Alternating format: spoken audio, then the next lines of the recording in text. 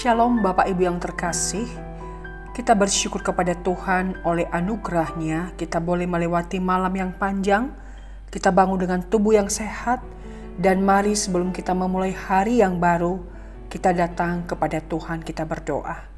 Bapa, terima kasih buat kasih setia Tuhan dan anugerah Tuhan yang nyata dalam hidup kami hari lepas hari. Terima kasih buat hari baru yang Engkau anugerahkan kepada kami pagi ini. Dan sebelum kami memulainya, kembali kami datang kepada Tuhan, memohon pimpinan-Mu melalui perenungan firman Tuhan ini. Kami berserah, kami berdoa bersyukur di dalam nama Tuhan Yesus. Amin. Saudara, pagi hari ini saya akan mengajak kita untuk membaca di dalam Yehezkiel pasal 37 ayat 1 hingga ayat 14. Namun saya mengajak kita untuk berfokus di dalam Yehezkiel 37 ayat 11 dan ayat yang ke-12 saja. Demikianlah firman Tuhan.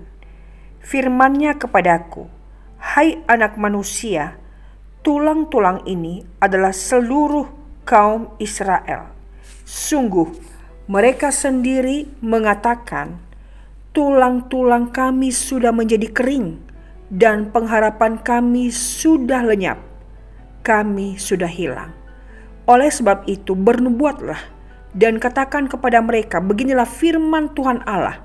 Sungguh aku membuka kubur-kuburmu dan membangkitkan kamu, hai umatku, dari dalamnya.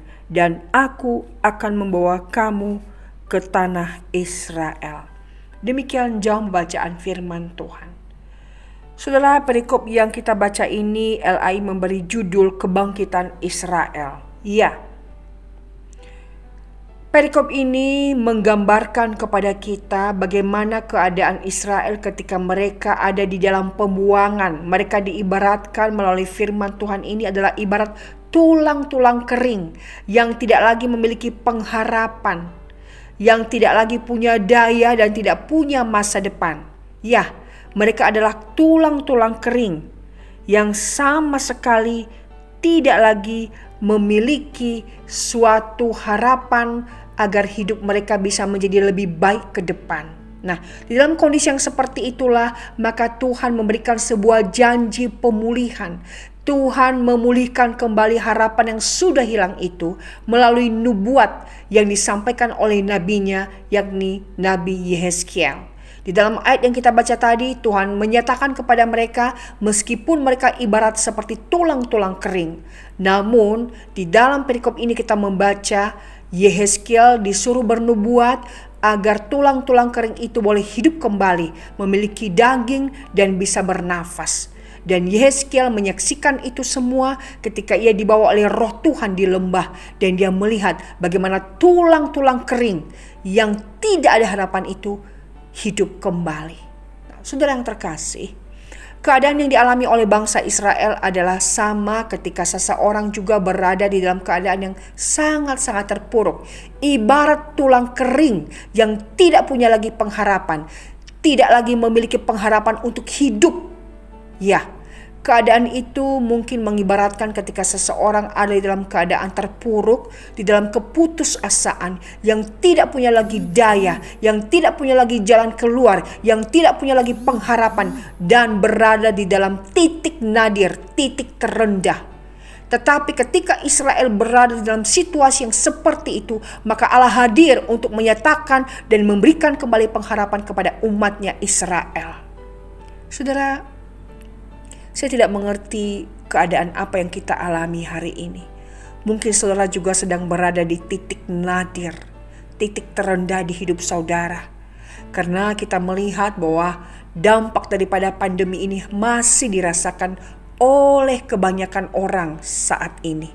Kesulitan ekonomi yang masih berat untuk dijalani, ya, masih dirasakan oleh kebanyakan orang yang saat ini mengalami kesulitan di dalam memperoleh pekerjaan dan terlebih untuk memenuhi kebutuhan hidupnya.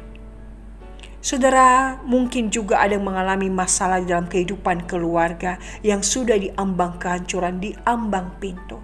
Atau mungkin juga ada keluarga yang mengalami hopeless, karena keadaan kondisi anak yang mengalami kemerosotan di dalam moral, atau karena nilai, atau karena iman.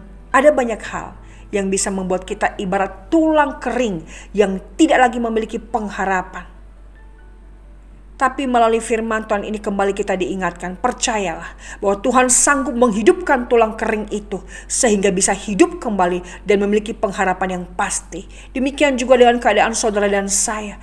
Apapun keadaan yang kita alami hari ini, mungkin kita sedang terpuruk, mungkin kita sedang berada di titik nol, di mana jalan yang kita alami benar-benar kelam, buntu, tidak ada harapan. Tetapi percayalah bahwa Tuhan yang sama, yang pernah karya, yang pernah melakukan keajaiban bagi orang Israel zaman dahulu kala, maka hari ini pun Tuhan yang sama akan sanggup melakukan hal-hal yang mustahil, hal yang ajaib bagi saudara.